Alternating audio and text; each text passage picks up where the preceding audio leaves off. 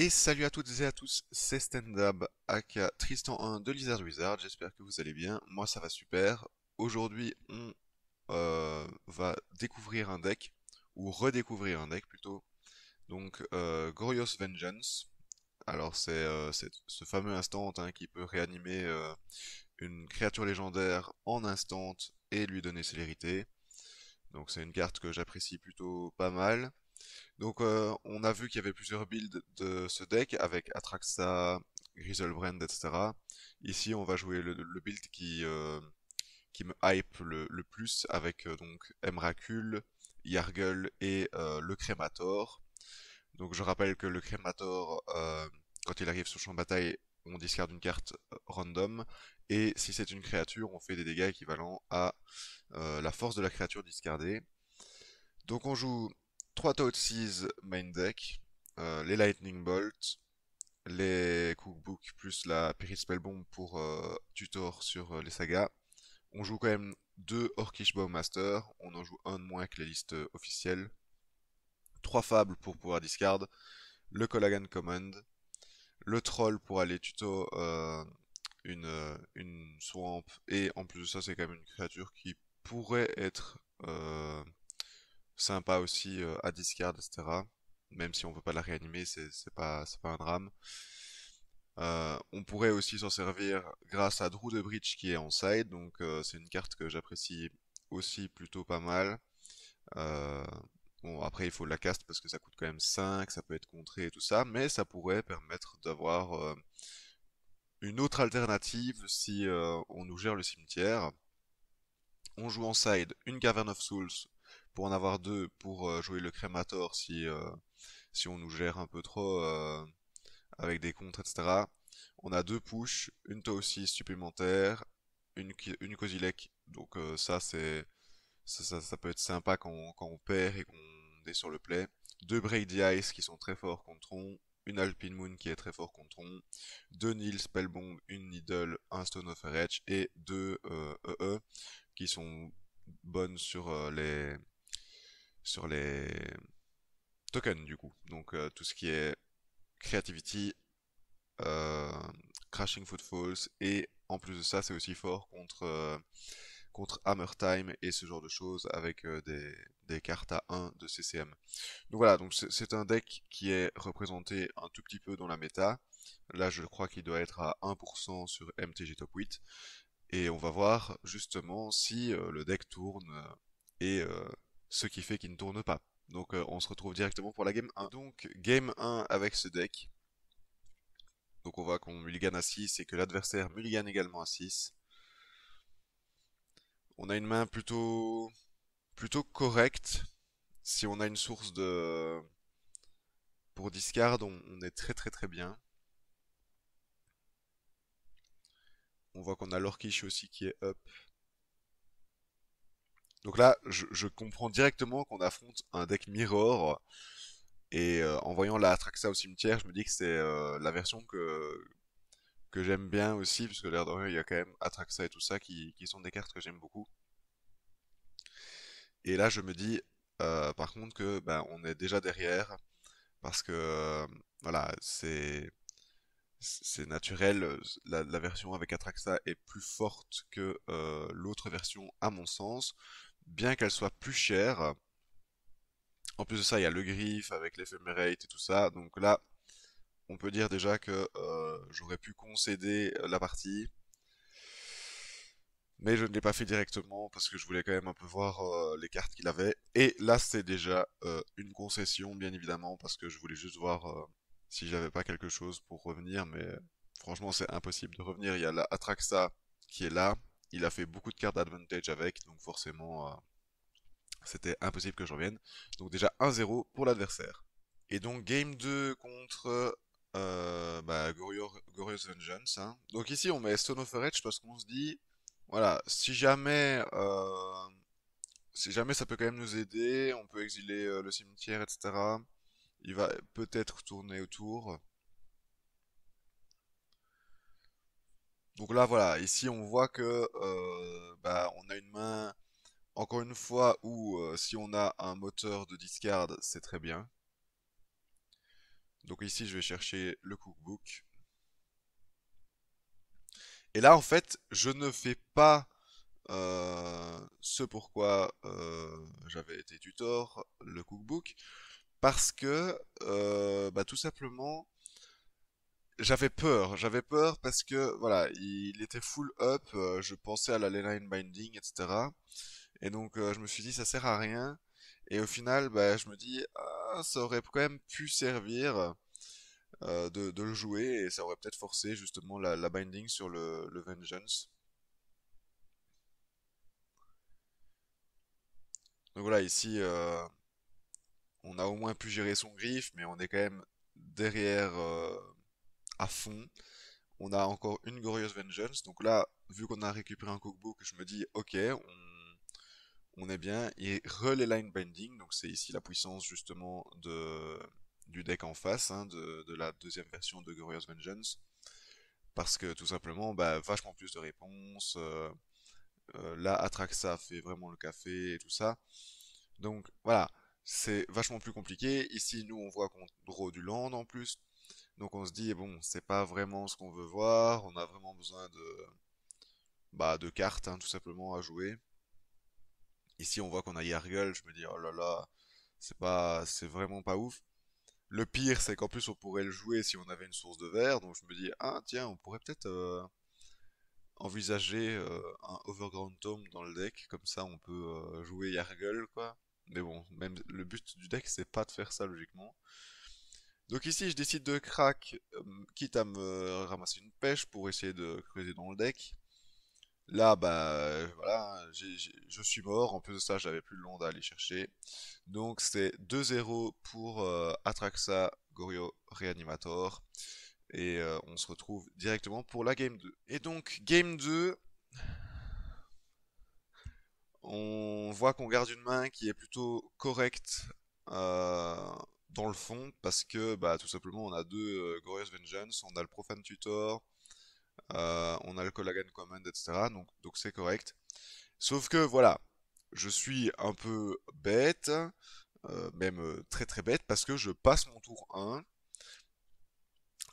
sans le faire exprès, parce qu'en fait, on peut yield le turn adverse, et j'avais fait ça pour le tour adverse, sauf qu'il y a eu un genre de bug, et ça a continué le yield à mon tour, donc le passer le tour. Donc ça a contribué à un tour en moins pour jouer le tutor, et ça peut jouer dans la balance, malheureusement. Donc ici, on voit qu'on a le crémator, donc je me dis, allez, let's go, quoi, on peut peut-être avoir une carte sympa pour discard, etc. Et comme ça, on essaye de vider notre main. Donc là, il y a le Teferi, je me dis, ok, bon, c'est pas si grave, mais c'est un peu chiant pour le Profane Tutor, parce que du coup, bah, ça ne se résout pas, en fait, tout simplement. Donc ici, je détruis le Tef, parce que je me dis, il faut absolument que je gère ça pour les prochains tutors. Donc là, j'ai bien fait, parce qu'il y a un deuxième tutor qui passe. On voit aussi qu'on affronte, du coup, le fameux deck de Aspring Spike Cascade Beans, qui est très très fort en vrai, hein. En plus, il cascade dans un nouveau Teferi. Donc là, je me dis, allez, on va jouer le Crémator et prier. Et dans tous les cas, au pire du pire, on discard Glorious Vengeance et ça fait un peu. Ça réduit notre main, donc il y a peut-être moyen. Donc on discard une Glorious Vengeance. Je me dis, bah, c'était peut-être pas plus mal au final. Ici, je n'ai pas compris pourquoi l'adversaire a exilé une de ses propres cartes. Peut-être un misclick de sa part.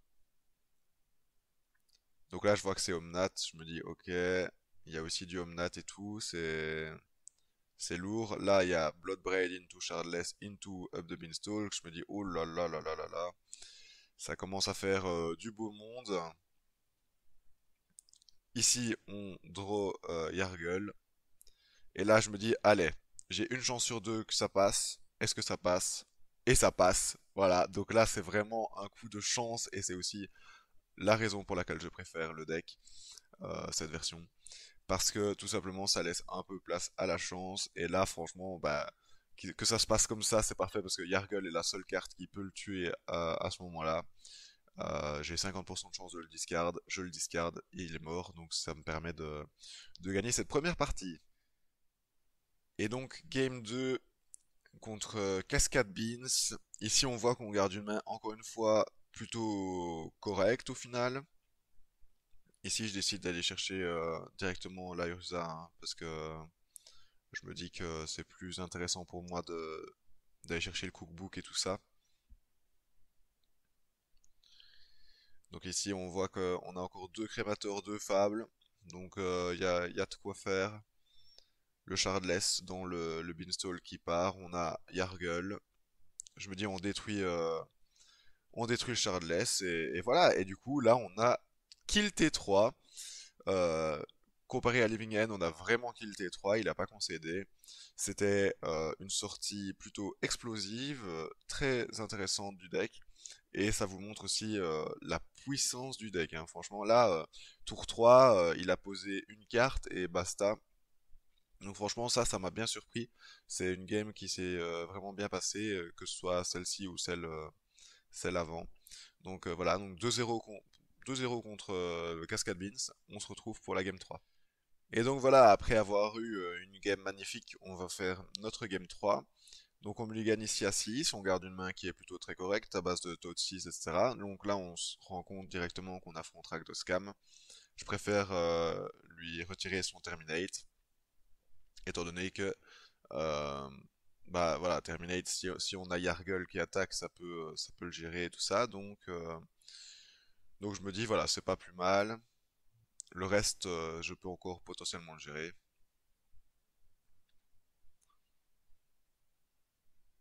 Donc ici on décide directement de Bolt le Ragavan et il décide directement de Not Dead After All le Ragavan. Je me dis ok. Donc ici on a le Crémator, je me dis ok. Donc ici on discard grâce au Croxa. Il fait Undying Evil, je me dis ok, on rediscard avec le Croxa. Donc là ici on est un peu nu. Mais justement hein, c'est le but du deck en face. Puisque c'est scam. Donc là en plus on a draw du land, je me dis ok, s'il te plaît, je veux bien prendre les trois mais exile-moi du land. Et là je vois que c'est l'Orkish, je me dis oh là là, tant pis, ça aurait été bien en plus de l'avoir contre le Ragavan. Et là, ici on a encore un land et on décide de concéder tout simplement parce que bah voilà, il y a 3, 4, 5, il y a 5 dégâts, une bolt on est mort et puis on est vraiment tellement derrière que on ne saura pas revenir. Donc directement la game 2 contre Scam. Et donc voilà, donc game 2 contre Scam, ici on discard. On est encore pas très content de discard contre Scam. Et là on voit les Line of the Void et je me dis oh là là. On avait une main plutôt correcte et tout ça. Si on arrivait à ne pas avoir les lines, c'était vraiment bien. C'était limite GG en fait si on n'avait pas de scam aussi. Et si en plus on voit qu'on draw Yargle, je me dis oh là là, encore une fois, pas une carte qu'on a envie de voir. Je me dis si on a le Crémator à la rigueur, ça pourrait le faire.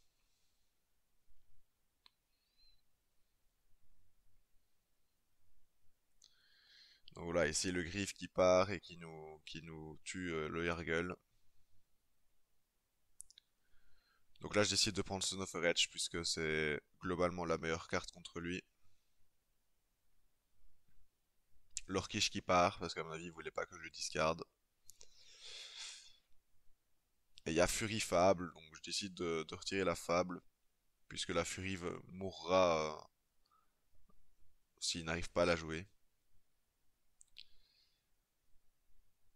Voilà, là je me dis, il nous faut quelque chose, hein. Je ne sais pas trop quoi à ce moment-là. Bon, ce qui est sûr, c'est qu'on pioche du land. Là, je me dis que le Crémator, ça pourrait être quand même correct. Parce que ça pourrait bloquer l'Orkish, ça pourrait faire potentiellement 15 dégâts à l'adversaire. On a une bolt, donc je me dis si on fait les 15 dégâts en plus de ça, ça pourrait presque être bon. Donc là j'essaie de bolt l'Orkish parce que j'avais peur quand même qu'il me la discarde. Et je décide aussi de crack Stone of Edge. Ici on voit la troisième Glorious Vengeance, plus le Miracle, et je me dis ah c'est bon. Là jamais on revient en fait, c'est mort, on se prend 4. On est en deux tours de clock, donc c'est pas ouf. Donc maintenant on meurt et du coup on a le deuxième Emrakul. Donc enfin, on a vraiment rien pioché pour nous aider là. Déjà qu'il y avait les lines qui nous aidaient pas, c'était un peu compliqué. Donc voilà, donc 2-0 contre Scam pour lui bien évidemment. Et on se retrouve directement pour la prochaine partie. Et donc on se retrouve pour la game 4 contre Marc. On garde une main qui est encore une fois un peu bizarre, qui est un peu lente. Je ne sais pas si c'est la main à garder. Parce qu'au final, bah voilà, c'est une main lente. Nous on est un deck combo, etc. Mais après on a Vengeance, donc je me dis allez c'est bon. Il nous manque juste deux trois trucs, mais ça peut le faire. Donc on a une Miracle, donc je me dis ok, bah prochain tour c'est bon, puisqu'on pourra aller chercher le cookbook. Donc là ici on fait un construct quand même pour dire de bloquer. Donc là voilà, je décide de faire ce pourquoi le deck est fait, bien évidemment. Donc là je suis bien content d'avoir un miracle. Puis là bah voilà la solitude qui part, je me dis bon bah ok, c'est un peu chiant bien évidemment. En voyant le Cavu, j'aurais pu me dire que j'affrontais Zo, etc. En voyant l'Atraxa, je me dis ah c'est un peu bizarre, c'est peut-être un Gorios Vengeance un peu bizarre. Parce que je sais que ça joue les solitudes, mais le Cavu, je pensais pas que ça le jouait. Donc ici voilà, on attaque à coup de construct, on aura quand même l'avantage, puisque ok, nous on attaque pas avec moins de dégâts, mais on est à 26, donc c'est quand même correct. Donc ici on refait encore un construct, comme ça, bah voilà, on a encore une autre construct. Et là on attaquera pour 8, donc ce sera vachement mieux.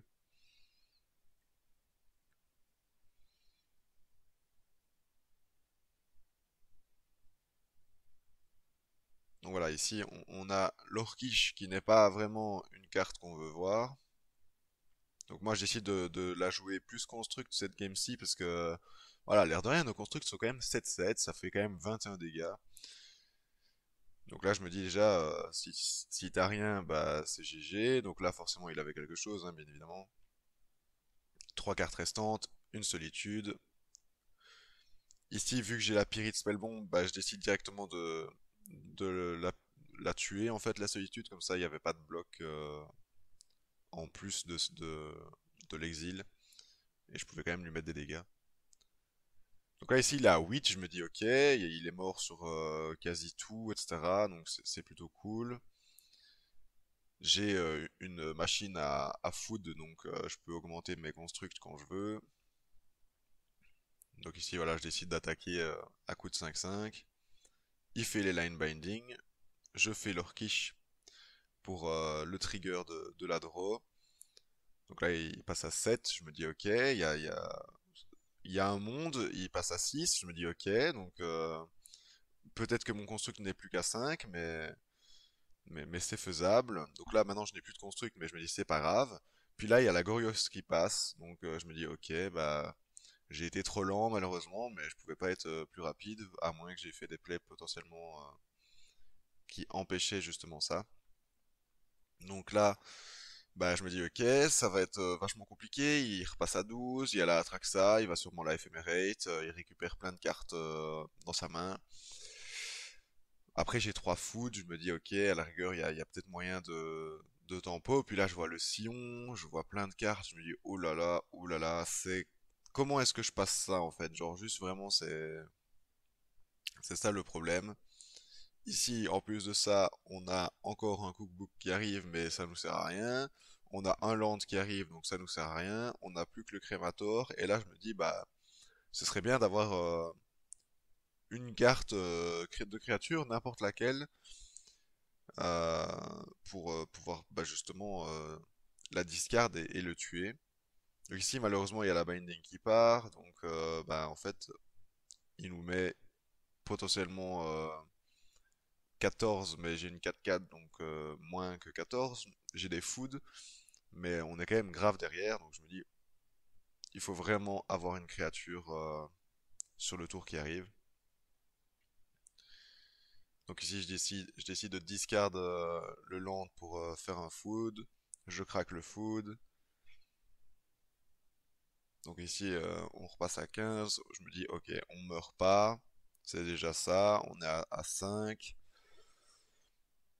Lui, il a 7. Donc je me dis, allez, il y a vraiment moyen, quoi. Genre, là, on voit par contre qu'il y a les 4 up de Beanstalk qui sont sur le board. Et je me dis, ah ouais, c'est quand même fort. Puis on top deck le troisième cookbook. Donc on discard, enfin, on concède, pardon. Donc voilà, donc c'est 1-0 pour l'adversaire. Avec un deck un peu particulier. Et donc, game 2 contre, on va dire, Domain Vengeance, parce que c'est à peu près ce genre de, ce genre de deck.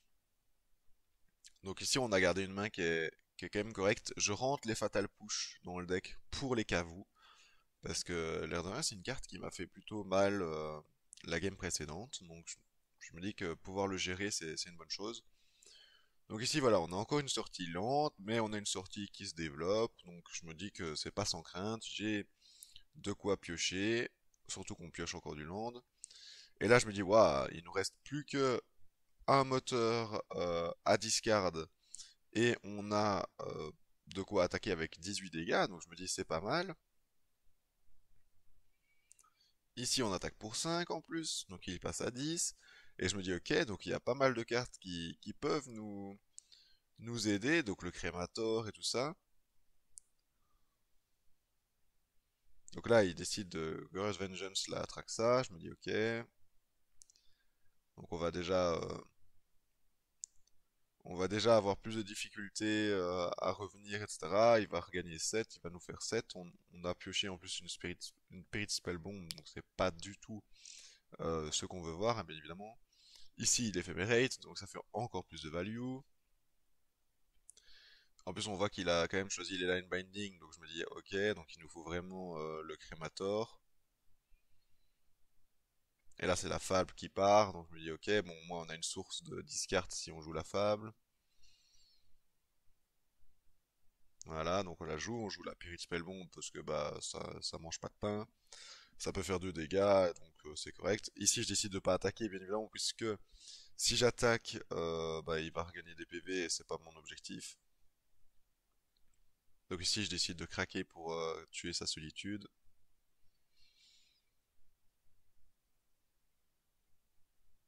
Et voilà, et du coup, ça repart, hein, la Traxa qui reblink avec bah, voilà, solitude, Tosis et tout ça qui partent. Il nous enlève Glorious Vengeance, je me dis ok. Donc il y a quand même moyen si on a le Crémator. Et bah, en fait, malheureusement, on ne pioche rien du tout. Et c'est ça qui est un peu problématique. On est vraiment à la recherche désespérée de certaines cartes et ça ne vient pas.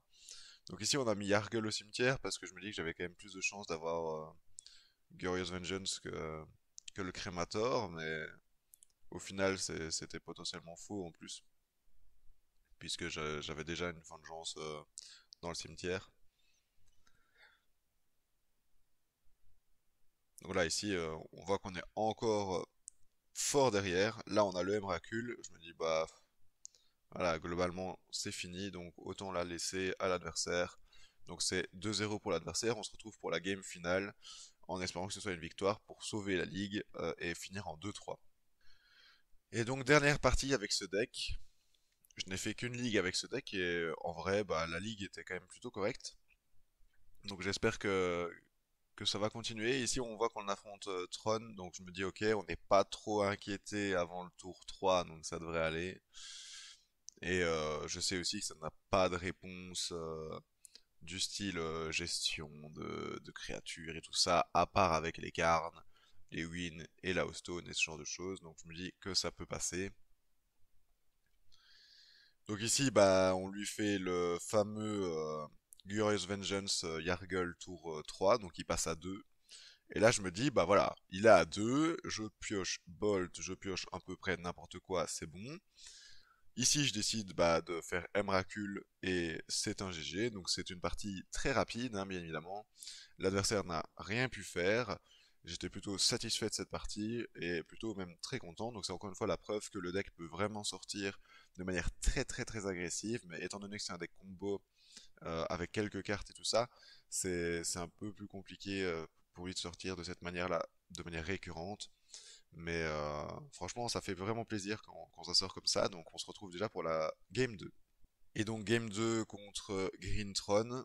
Ici on voit, on a discard, enfin on a mulligan pas mal quoi, donc on n'est plus qu'à 5. Mais bon voilà, on a Cookbook, Profane Tutor, Glorious Vengeance, Emrakul. Donc je me dis, ça va vraiment faire un combo avec Emrakul tour 2. Je vais vraiment l'attaquer avec Emrakul tour 2, ça va vraiment être mais magnifique en fait. Enfin, je n'y croyais pas. Donc ici on discard le Emrakul, on fait Glorious Vengeance. Et là je me dis, bah voilà, je vais t'attaquer à coup de 15-15 tour 2. Comment tu le vis? Il a plus de land sur le board. Donc ok, ça le tue pas, mais il est à 5. Je me dis, voilà. On a le Crémator qui part, donc je me dis, ok, bah en fait dans 2 tours, j'ai potentiellement gagné si je draw du land. Parce que je vais chercher une grosse créature et c'est bon. Donc ici on a le Crémator, je me dis, ok, bah en fait, je peux juste aller chercher un land et le tuer. Si on draw quelque chose de facilement jouable. Donc ici il y a Tormod Script qui part, je me dis ok, donc la vengeance c'est foutu, mais c'est pas grave, j'ai le Crémator. Donc ici voilà, il y a le tutor qui part, donc ici j'ai réfléchi longuement avant de prendre une décision sur qu'est-ce que je vais chercher. Et là, bah voilà, j'ai réfléchi aussi longuement et je me dis, allez vas-y, je tente encore le 50-50, ça m'a réussi tantôt. Et le 50-50 part directement et j'étais bien content. Enfin, je gagne le 50-50, le Crémator discarde le Crémator, ça fait pile 5, donc bah, c'était un GG pour l'adversaire. On a lavé Tron, franchement là c'est le moins qu'on puisse dire. On a eu beaucoup de chance aussi sur le Crémator, donc ça fait 2 Crémators qu'on a réussi.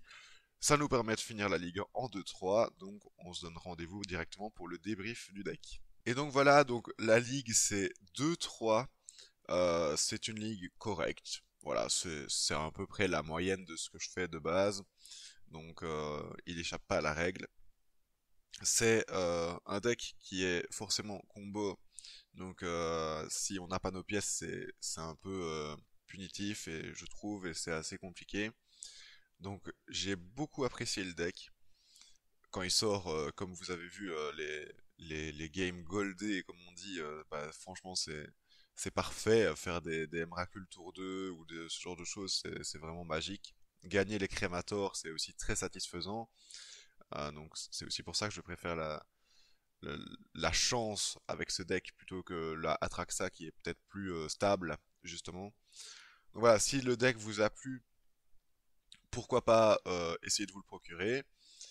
Je trouve, moi personnellement, mais ça ce n'est qu'un avis, que cette version-là est moins forte quand même que la Atraxa. On a vu qu'on a perdu quand même 2 match-up contre des Vengeance Atraxa. Donc c'est aussi la preuve que il est potentiellement supérieur à celui-ci. Celui-ci est plus axé sur voilà le fun je trouve avec voilà Yargle, le Crémator, etc.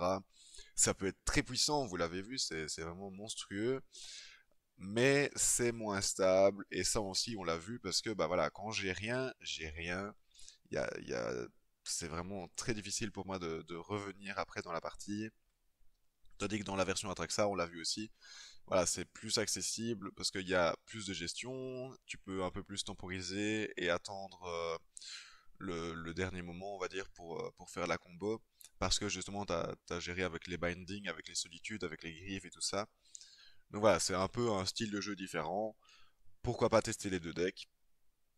Mais voilà, moi je trouve que c'est un deck qui valait le coup de faire une vidéo parce que c'est un deck bien fun. J'ai pris beaucoup de plaisir à faire cette ligue et j'espère que vous avez pris beaucoup de plaisir à regarder la vidéo.